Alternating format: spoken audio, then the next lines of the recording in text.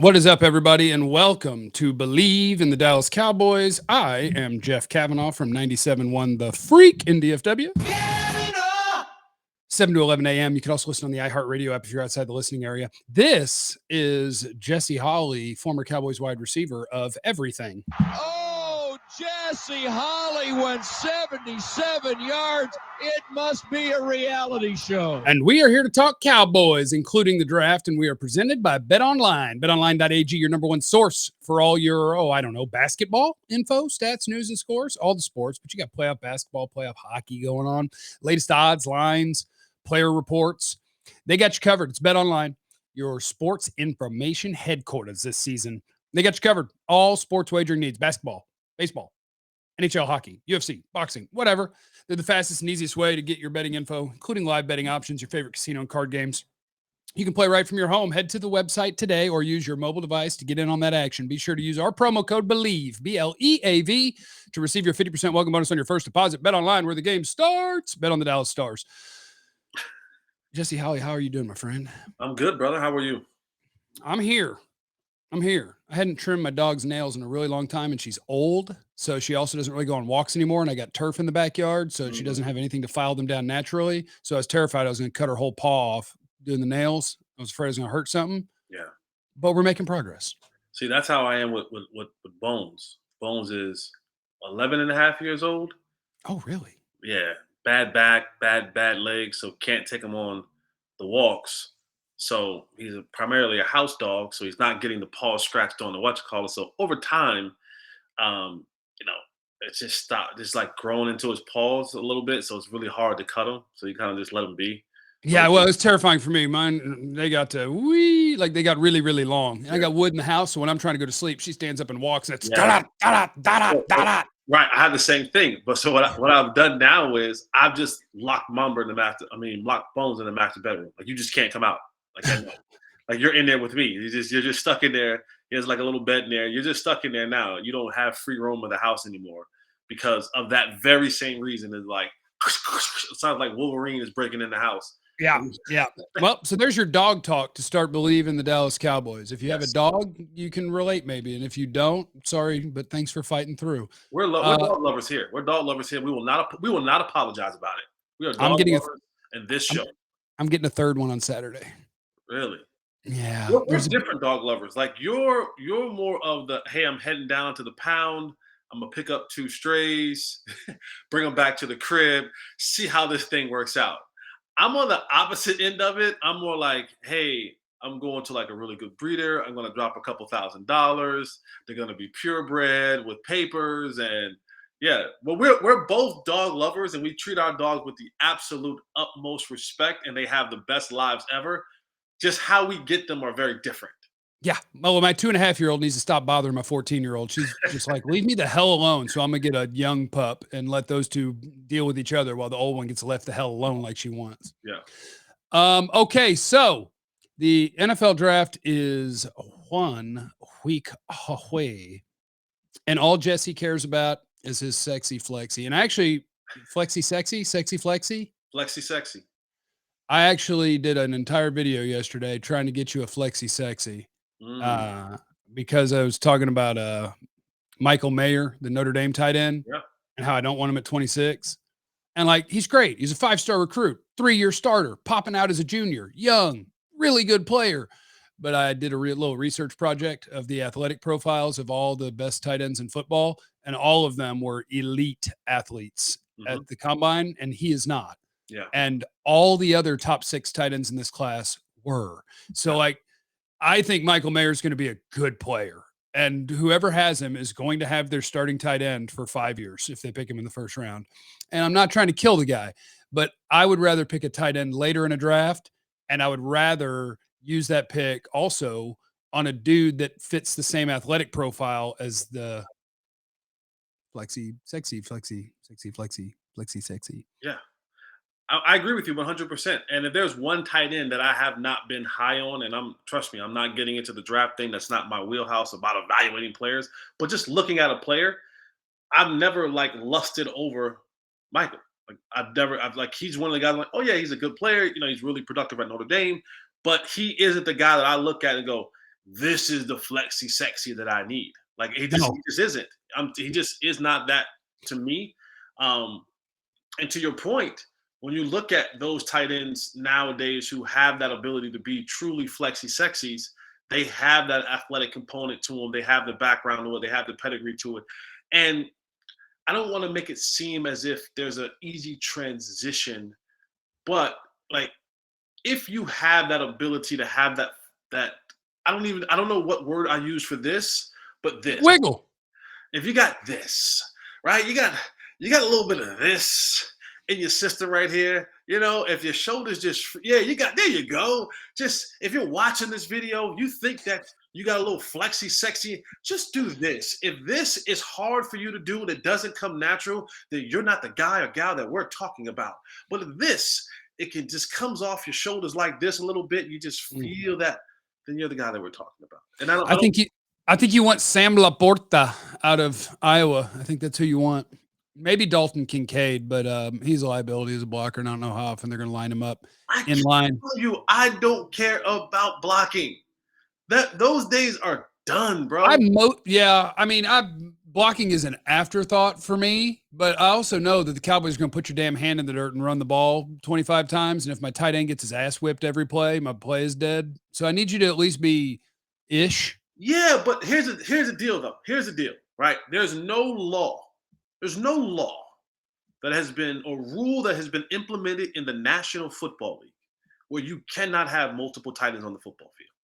There's no law, there's no rule for that. So this is what you're truly trying to do. Mike, you want to get creative?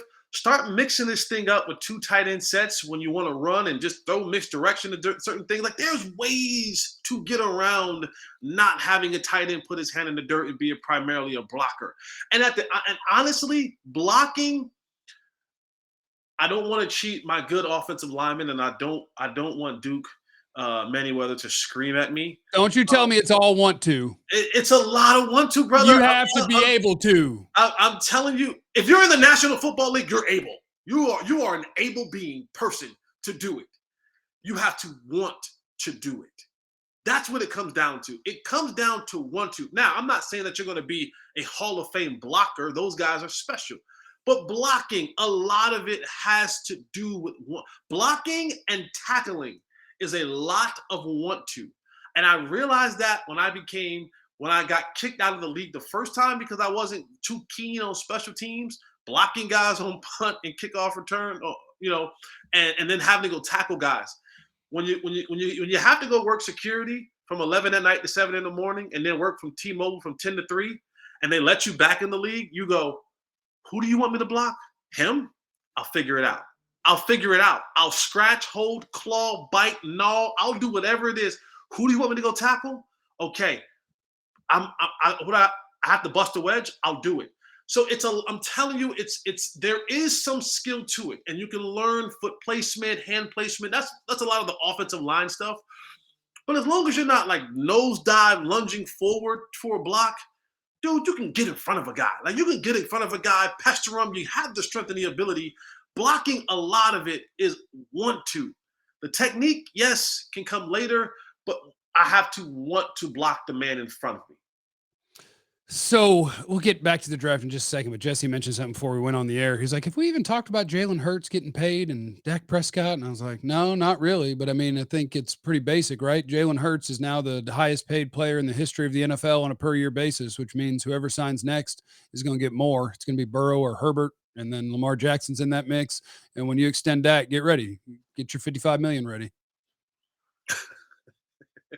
Right? I mean, that's the Dak loved that Hurts got that deal. Loved it.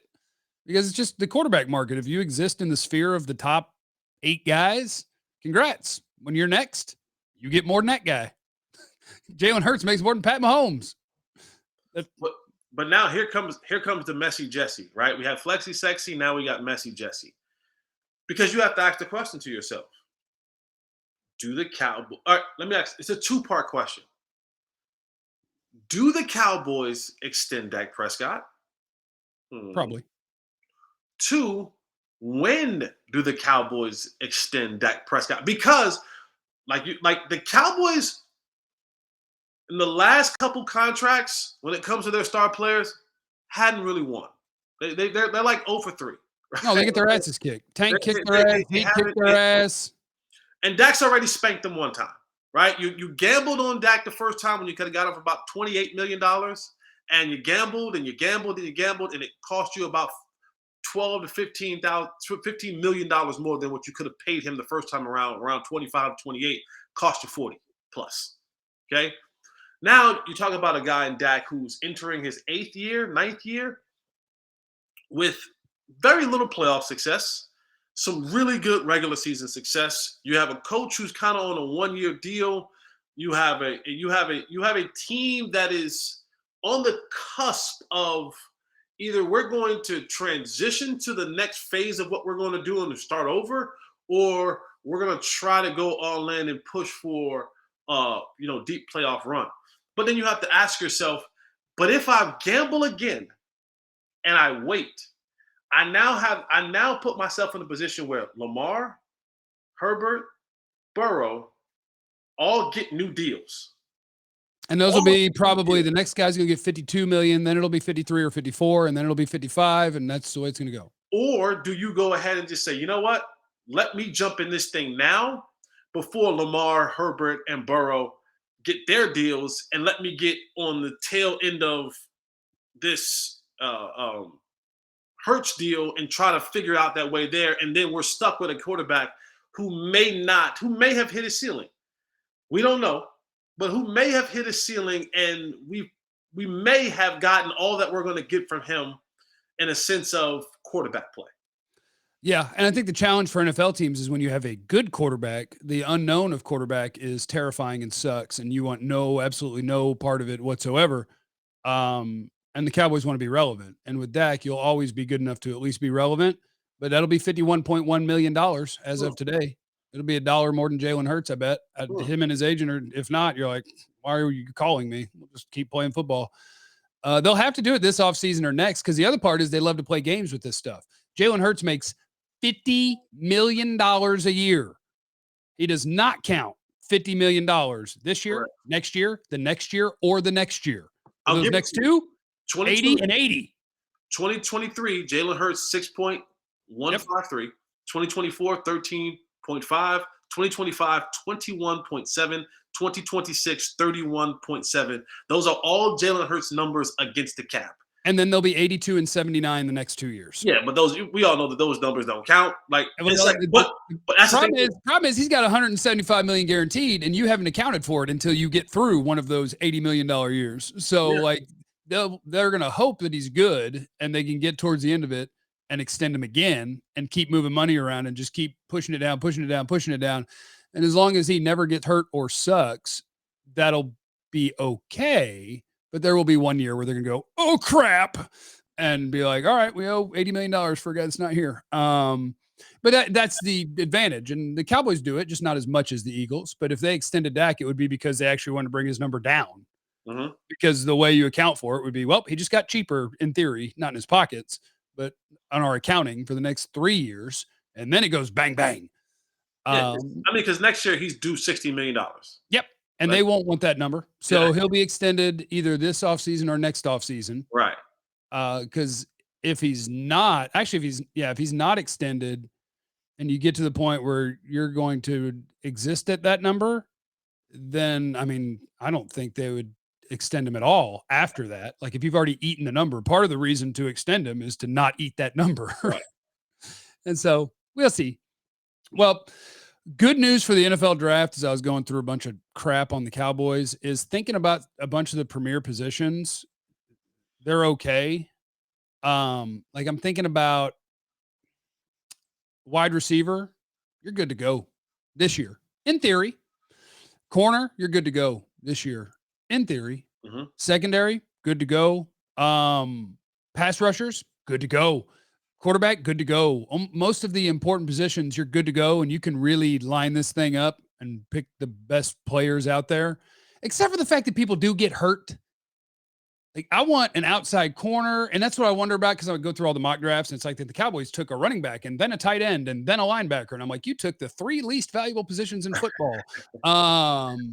But if it's, that's part of the balance of this thing, I think, is how confident am I that this guy's going to be awesome versus how valuable is his position? Do I want to take a guy that I'm pretty damn sure is going to be a good tight end, or do I want to take a shot on a wide receiver or a corner because they play a $25 million position? And I do still need a receiver. You're thinking about tight ends. You also don't have to put tight ends on the field if you don't want to. There's no rule about that.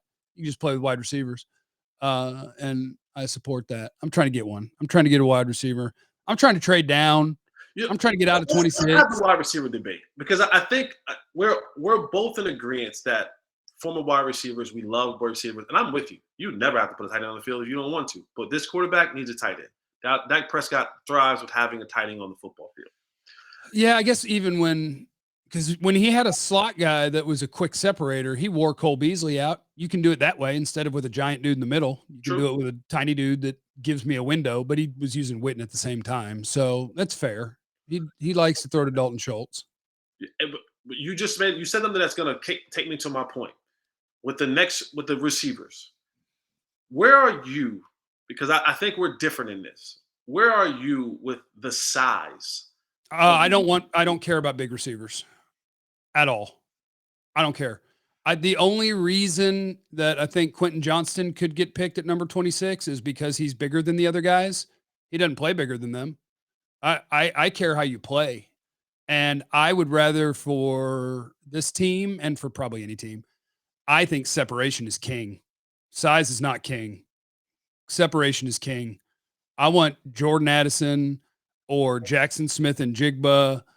I want the dudes who run routes and create separation over the guys. And you're going to make me go down this road that it feels like there's two guys that I end up bashing that I don't mean to. And it means the Cowboys are going to pick one of them and they'll be good and I'll be stupid. But like Quentin Johnston is the one wide receiver in this class that I'm the most unsure of. He's over 6'3", he's over 200 pounds. You know what he doesn't do? Big guy stuff. He does not win up high. He's a little bit of a body catcher. He's more of an after catch and a deep threat who just ran a 4.56. And I'm like, I watched him play. He's really good. He belongs being picked between 20 and 40, but they're going to pick him and I'll be like, they picked a big guy who doesn't really win in big ways. And the ways that he did win, his running in a straight line with a stopwatch on him, said that might not work. He's the guy that worries me. The little guys don't worry me. Josh Downs is going to be a good NFL player. He's going to get open. Zay Flowers is going to get open. Jordan Addison is going to get open. Jackson Smith and Jigba is going to get open. Pick one of them at 20. Pick Josh Downs at 26. Most people are going to tell you he's the 40th or 50th best player in this draft class. He is a starting NFL slot that separates. That works. I'll do it. Why? You like big people? I mean, I think because we're talking about Bleav in the Dallas Cowboys, I do think a big receiver is necessary in this offense. I think you have what you're saying, you already have. And don't get me wrong, Josh Downs, he's a Tar Heel. You know I'm always. Yeah, I'm surprised you're hating on him so hard. I'm not hating on him. But what I'm saying is you already have Brandon Cooks and you already have a CeeDee Lamb who is now entering the prime years of his receiving abilities. And I think those two guys give you the short bursts, intermediate separation that you need. I think, again, because I'm always thinking about what does this offense and this quarterback need? What do they strive in? What gives them the best ability to be successful at what they do? And of course, open guys are always the best for quarterbacks, right? If you get open, I don't care if you're big, small, tall, fat, whatever. If you're open, quarterback should find you.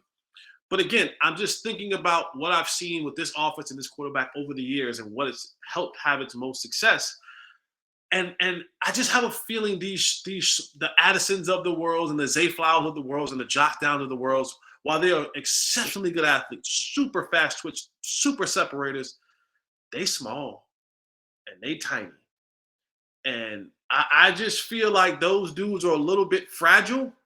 And if I'm taking 26, 26 to me is a piece that should be a added piece to this project that's going to give it significant return right now. I don't look at it as a long-term project like that. In that scenario, I wonder if you even want a wide receiver, because are they going to really have a rookie just go take Gallup's job out of the gate? Maybe. I mean, contract aside, there's a lot of question marks that's going to be out there for Michael Gallup this season. There's going to be a ton. When we get to this whole when the ball gets flying around at OTAs and minicamp stuff like that, there's going to be a lot of eyes on 1-3. People are going to see, are we going to see what we saw last year, or are we going to get a return of the guy that we saw before the knee injury? And to all accounts, remember now, I wasn't on this train, but there were a ton of people who was on the Dennis Houston train last year. There were a ton of people who were on the there were a ton of people who were on the Jalen Tolbert train last year, and was another guy that I'm forgetting that they were all just talking about how these guys are just going to be, Simi. Yes. Simi. No, that's because we were at camp and they didn't have any good receivers. And so it was like, who actually caught a ball today? And the answer was always Simi or Houston. But I knew from like 2 days in, it was like, holy crap, Jalen Tolbert can't get on the field. This thing's a train wreck. Yeah. He can't get on the field over that undrafted free agent and that special teamer. Oh, God. Our blocking wide receivers, our number 2 receiver. Oh, my God. It was never going to be good. I'm going to tell you 2 names. These are going to be your guys. And I like them too, but these are going to be your guys. Cedric Tillman, Tennessee, yes, and Jonathan Mingo, Ole Miss. Those are going to be your guys. Those are your 6'2" or better. Mingo's 225 pounds. He's also an A+ athlete.